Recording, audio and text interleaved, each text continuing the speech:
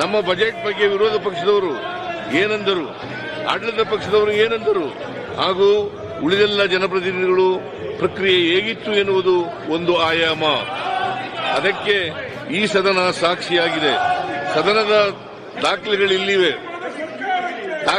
ಇದೆ. ಎರಡನೇದಾಗಿ ನಮ್ಮ ಬಜೆಟ್ ಅನ್ನು ಈ ಬಾರಿ ಮಾಧ್ಯಮಗಳು ಅಭೂತಪೂರ್ವವಾಗಿ ಸ್ವಾಗತಿಸಿವೆ, ಶ್ಲಾಘನೆ ಮಾಡಿವೆ, ವಿಶ್ಲೇಷಣೆಗಳನ್ನು ಬರೆದಿವೆ. ನಮ್ಮ ಬಜೆಟ್ ಅನ್ನು ಅರ್ಥ ಮಾಡಿಕೊಂಡು ಜನರಿಗೆ ತಲುಪಿಸಿದ್ದಕ್ಕಾಗಿ ಮಾಧ್ಯಮಗಳನ್ನು ಅಭಿನಂದಿಸುತ್ತೇನೆ.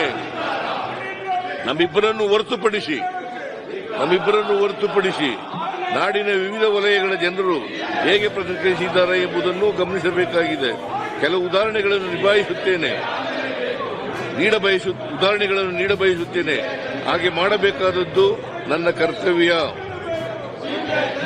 ಬೇರೆಯವರು ಮಾಧ್ಯಮಗಳಲ್ಲದೆ, ಸದಸ್ಯರಲ್ಲದೆ, ಬೇರೆಯವರು ಮಾತನಾಡಿದಂಥವರಲ್ಲದೆ, ಬೇರೆಯವರು ಹೊರಗಡೆ ಇರ್ತಕ್ಕಂಥವ್ರು, ಸದನದ ಹೊರಗಡೆ ಇರ್ತಕ್ಕಂಥವ್ರು ಏನು ಅಭಿಪ್ರಾಯಗಳನ್ನು ವ್ಯಕ್ತ ಮಾಡಿದ್ದಾರೆ ಅಂತಕ್ಕಂಥದ್ದನ್ನು ಕೂಡ ಸದನದ ಗಮನಕ್ಕೆ ತರಲಿಕ್ಕೆ ಬಯಸ್ತಾ ಇದ್ದೇನೆ. FKCCI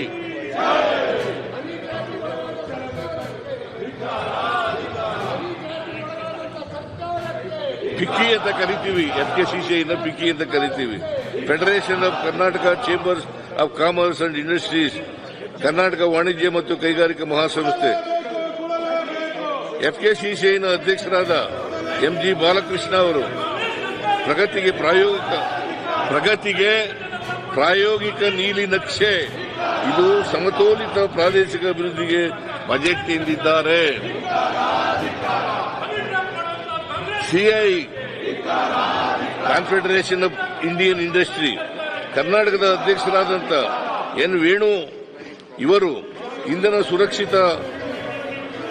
ಸುರಕ್ಷಿತ ಭವಿಷ್ಯದತ್ತ ನಿರ್ಣಾಯಕ ಹೆಜ್ಜೆ ಇಡುವ ಜೊತೆಗೆ ಆರ್ಥಿಕ ವಿಸ್ತರಣೆಯ ಸುರಕ್ಷತೆಗೆ ಆದ್ಯತೆ ನೀಡುತ್ತೇವೆ ಎಂದಿದ್ದಾರೆ.